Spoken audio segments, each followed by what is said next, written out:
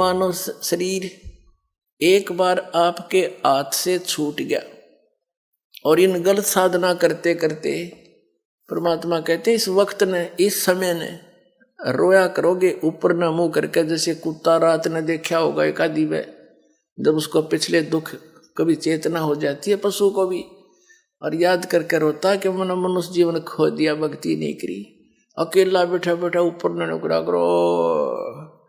अब उसको याद आवे हैं, बात बिगाड़ दी सारी। तो यहाँ परमात्मा आदरणीय गरीबदास साहब जी कहते हैं कि ये संसार समझदा ना ही कहंदा श्याम दोपहरे नू, और गरीबदास ये वक्त जाता है रोगे इस पैरे नू। इस समय ने याद करके रोया करोगे तुम। इसका समाधान बताते हैं साथ के साथ।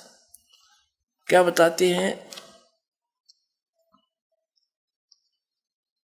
मन तू सुख के सागर बस रे भाई और न ऐसा यस रे, मन तू सुख के सागर बस रे भाई और न ऐसा यस रे।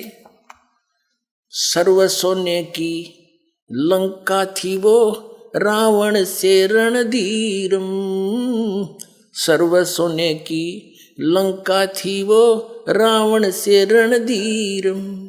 एक पलक में राज बिराजी वो जम के पड़े जंजीर में, मन तू सुख के सागर बस रे भाई और न ऐसा यस रे। भाई दुर्योधन से राजा होते संग इकोतर भाई, दुर्योधन से राजा होते संग इकोतर भाई। 11 अक्षौणी संग चले थी देही गीद न खाई, मन तू सुख के सागर बस रे भाई और न ऐसा यस रे। अब क्या बता रहे परमात्मा कि तू यहाँ के किस चीज में महिमा बनाना चाहता है?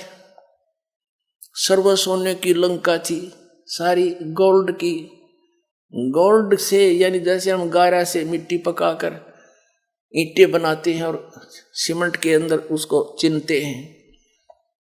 रावण ने अपने महल सोने की ईंटें बना के सोने की गारा से ही वो बनवा रखे थे। इससे ज्यादा धनी तुम हो नहीं सकते थे, सारी उम्र सिर पटक लियो। और रावण जैसे रणधीर श्री राम के भी छक्के छुड़ा दिए थे ऐसे ने, लेकिन भक्ति सत ना करने से सर्व सोने की लंका थी वह रावण से रणधीरम। एक पलक में राज विराजी, राज से नीचे हो गया यानी राज रहित हुआ। और यम के पड़े जंजीरम, यम के दूत बांध के ले गए उसने। धन्यवाद।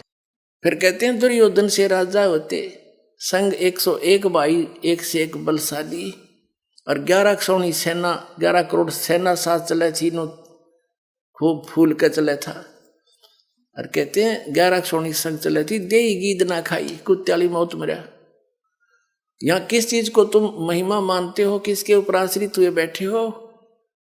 इससे बड़ा यश कोई नहीं आपका सतलोक में, बस जहां जाने से तुझे पूर्ण सुख होगा। सर नमस्कार। सत साहब। सर क्या नाम है आपका? सुखदेव शर्मा गेवाली दास। कहाँ से आए आप? काठमांडू नेपाल से। सर आपका कहना है कि संत रामपाल जी महाराज के बताए अनुसार आप भक्ति कर रहे हैं जो कि शास्त्रों के अनुसार हैं। तो सर संत रामपाल जी महाराज ने जो भक्ति आपको दी है उससे आपको क्या लाभ मिला? मेरे को बहुत लाभ मिले। सबसे पहले तो मुझे लाभ तो सद्भक्ति का मार्ग मिल गया। सबसे बड़ा लाभ तो ये है, मैं जीवन मरण से मैं रहित हो सकता हूँ। अगर मैं दृढ़ भक्ति मैंने किया तो मैं बस वो अविनाशी जहाँ जाकर के फिर लौट के आना ही नहीं पड़ता है। उस भक्ति मार्ग को मैंने पता लगा लिया, मुझे फिसलना नहीं चाहिए। दूसरा ये है कि शारीरिक और मानसिक जो लाभ होते हैं, तो मेरा शारीरिक लाभ भी है मुझे। मैं हृदय रोगी हूँ, हृदय का रोगी हूँ, मुटु का रोगी हूँ। हमें मुटु कहते हैं, हमारी नेपाली भाषा में मुटु कहते हैं। हृदय रोगी हूँ मैं। मेरा हृदय रोग था और डॉक्टरों ने मुझे बचा लिया था। तो वो कहते थे कि 2-3 महीने बाद आप यहाँ आकर के फॉलोअप में आओ और अपना चेक करा लिया करो, नहीं तो फिर तुम्हारा फिर हार्ट अटैक हो जाएगा तो मर जाओगे, ऐसा कहा था। तो संत रामपाल जी महाराज के पास जब ज्ञान गंगा के माध्यम से जुड़ गया, इस मिशन में जुड़ गया और बरवाला में हिसार बरवाला में सतलोक आश्रम में मैं आया। आने के बाद हमारे गुरुदेव ने मेरे सिर में जब हाथ रख दिया, हाथ रखने के बाद पहली बात तो ये है कि ये हृदय रोग है। मुझे तो ऐसे अभी भी ऐसे आभास हो रहा है अब मेरा कोई रोग ही नहीं है। खास दवा तो हमें ये मिल गया है कि भगवान साक्षात पूर्ण ब्रह्म परमेश्वर ने हमारे सिर में जब हाथ रख दिया, उसके बाद मैं स्वस्थ हो गया हूँ। मुझे कोई चिंता भी नहीं है, संपूर्ण चिंता से दूर हो गया हूँ। और इसके बाद शारीरिक रोग है ये सर्दी जुकाम बहुत लगता था हमें, सुबह से शाम तक छी करता, छींकियाँ आती रहती थी, वो बंद हो गया। मुझे दमा होता था, मेरे पिताजी 60 वर्ष में गुजर गए दमा के कारण। मुझे वही दमा क्योंकि वो हेरिडिटी होती है ना, हेरिडिटी के कारण मुझे भी दमा हो गया था। दमा अब नहीं है, बिल्कुल शून्य अवस्था में। कितनी उम्र होगी आपकी? मैं 71 साल का हो गया, 71। इसके बाद मेरे शरीर में एलर्जी होता था।